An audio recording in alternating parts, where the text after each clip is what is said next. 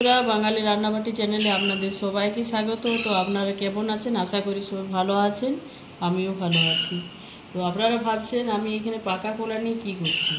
তো আজকে পাকা কলা দিয়ে আমি একটা ভালো নতুন রেসিপি বানাতে চলেছি। তো আপনারা সবাই সকলে খেয়ে থাকবেন, তো আপনারা হয়তো কাঁচা কলা খেয়েছেন। আজ আমি পাকা কলা দিয়ে একটা নতুন রেসিপি বানাচ্ছি। তো আপনারা প্রথম থেকে শেষ পর্যন্ত দেখবেন, নাহলে কিছুই বুঝতে পারবেন না। তো আমি প্রথমে কলার এগুলো কেটে নিচ্ছি। দু সাইডটা আমি এখন কেটে নিলাম।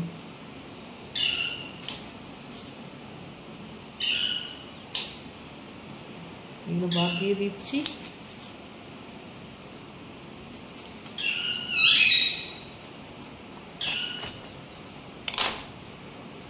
আমি এটা এখন ফেলে দিচ্ছি।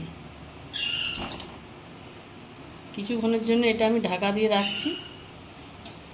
10 মিনিটের জন্য আমি এখন ঢাকাটা দিয়ে দিচ্ছি। কেমন একটা রং হয়ে গেছে। তো আমি এখন সিদ্ধটা হয়ে গেছে, আমি তুলে নিচ্ছি। 10 মিনিটের জন্য দিয়েছিলাম পাকাগুলো। তো কলাটা এখন আমি ঠান্ডা করে নিচ্ছি। এখন আমি চোখাটা ছাড়িয়ে নিচ্ছি।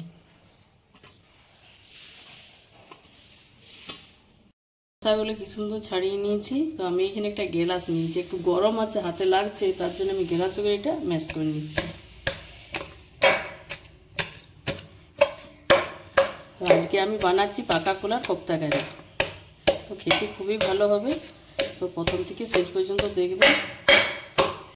এখন কেশরি মেথি দিচ্ছি, মেথি পাতা দিলে খুবই টেস্টি হয়। পরিমাণ মতন জিরের গুঁড়ো, একদম কম পরিমাণে একটু লঙ্কার গুঁড়ো, আর একটা হলুদের গুঁড়ো, পরিমাণ মতন লবণ, একটু আদা বাটা। আপনারা চাইলে বেসন দিতে পারেন, আমি এখানে কর্নফ্লাওয়ার দিচ্ছি, একদম পরিমাণে কম। দেখুন 1 চামচের মতন আমি দিলাম এখানে। ভালো করে মাখাটা একদম হয়ে গেছে। তো আমি এখানে হাতে একটু সরষের তেল লাগিয়ে একটু তেল লাগিয়ে নিলাম। দিয়ে এবার আমি কোপ্তাগুলো হাতের সাহায্যে সব গড়ে নিচ্ছি। আপনারা যেমন সাইজ করতে পারেন, আমি এইভাবে করে নিচ্ছি প্রত্যেকটা কোপ্তাকারি। দেখুন কোপ্তাগুলো আমার সব করা হয়ে গেছে। তো আমি এখন একটা কড়াই চাপিয়ে দিই গ্যাসের মধ্যে। কড়াইটা গরম হয়ে গেছে, সরষের তেল এখন দিয়ে দিচ্ছি। আপনি করতে পারেন।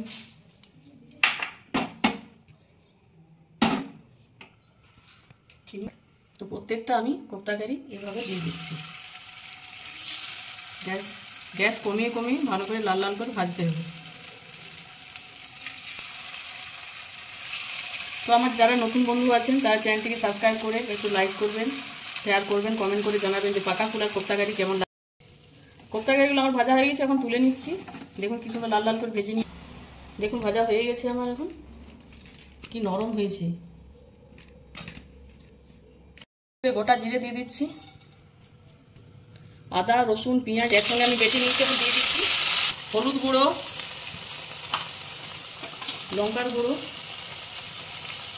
জিরের গুঁড়ো, পরিমাণ মতন লবণ। এটা এখন আমি ভালো করে এখন কষে নিচ্ছি। দুপুরে ভাতের সঙ্গে যদি এই কোপ্তাকারি থাকে আর কিছুই দরকার নেই, খুবই ভালো লাগে খেতে। তো আপনারা অবশ্যই এবার বানিয়ে দেখবেন। তো আমার যারা এই চ্যানেলে নতুন বন্ধু আছেন, চ্যানেলটিকে সাবস্ক্রাইব করার জন্য অনুরোধ রইল। লাইক করবেন, শেয়ার করবেন, কমেন্ট করে জানাবেন আপনাদের এই পাকা কলার কোপ্তাকারি কেমন লাগলো। ভেজে নিই। আমি এখন টমেটো বাটাটা দিয়ে দিচ্ছি। এটা ভালো করে এখন কষতে থাকবে যতক্ষণ না তেল ছাড়বে। আপনারা চাইলে টক দইও দিতে পারেন। তো আমার বাড়িতে যে টক দই নেই, তাই আমি দিচ্ছি না।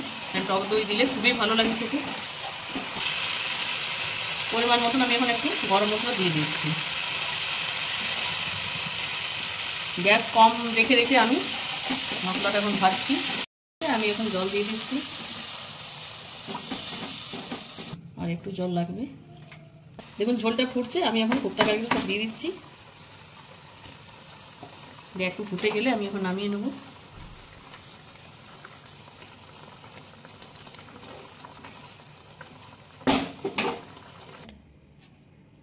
দেখুন একদম রেডি হয়ে গেছে। আমি এখন ঢেলে নিচ্ছি। দেখুন কোপ্তা কারি একদম আমার রেডি হয়ে গেছে।